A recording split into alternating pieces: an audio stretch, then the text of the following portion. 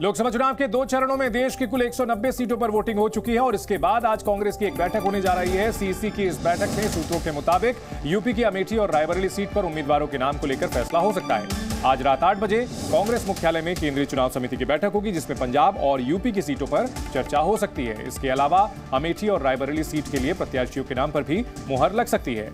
जानकारी के मुताबिक कांग्रेस की राज्य चुनाव समिति ने अमेठी से राहुल गांधी और रायबरेली से प्रियंका गांधी का नाम प्रस्तावित किया है। समिति ने यह प्रस्ताव चुनाव समिति को भेज दिया था और अंतिम निर्णय गांधी परिवार पर छोड़ दिया है। ऐसे में उम्मीद है कि आज इन सीटों पर कांग्रेस के उम्मीदवारों के नाम का ऐलान हो सकता है। यहां पर लोगों के डिमांड के वजह से वहां भेजे।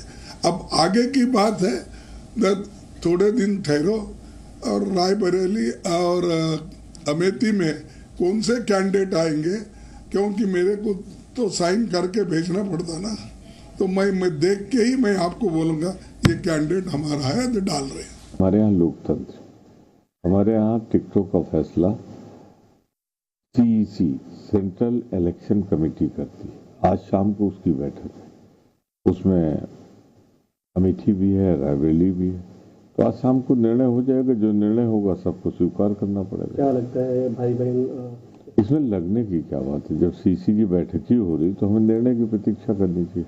हमारा जहां तक आप मेरे ऊपर छोड़ते हो, मैं तो अनुरोध करूंगा राहुल जी प्रियंका जी दोनों चुनाव लड़ें, एक अमेठी से एक रायबरेली से। जी मीडिया संवाददाता रवि त्रिपाठी इस बड़ी खबर पर हमारे साथ जुड़ गए हैं। रवि, इतना सीक्रेसी क्यों मेंटेन किया जा रहा है, इतनी जो है गोपनीयता क्यों बरती जा रही है? आखिरकार क्या कुछ चल रहा है कांग्रेस में राहुल गांधी की अमेठी से और प्रियंका गांधी की रायबरेली से दावेदारी को लेकर? देखिए, अगर गौर कीजिएगा तो कांग्रेस की स्ट्रेटजी और कांग्रेस का काम करने का तरीका शुरू से ऐसा ही रहा है कि आखिरी समय तक चीज़ों को कहीं ना कहीं सस्पेंस बना के रखना और आखिर में जाकर अनाउंस करना।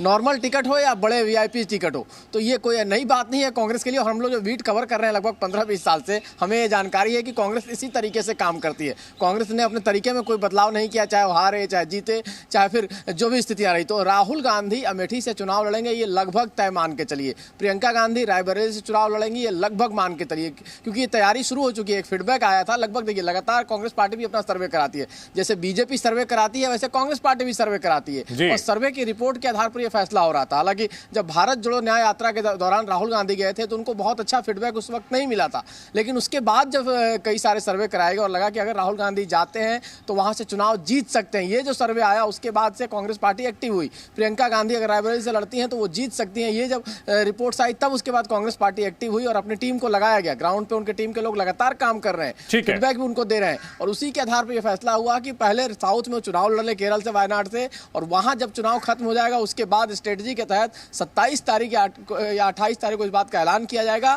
और 1 या 2 तारीख को नामांकन किया जाएगा। 3 तारीख तक नामांकन। चलिए, उम्मीद यही की जाए कि आज इस सस्पेंस को खत्म कर देगी कांग्रेस पार्टी। बहुत शुक्रिया रवि इस पूरी जानकारी के लिए। दिल्ली में आज अमेठी से राहुल गांधी और प्रियंका के नाम का ऐलान हो सकता है। अमेठी में राहुल गांधी वेलकम नाम से कई जगह पोस्टर लगाए गए हैं।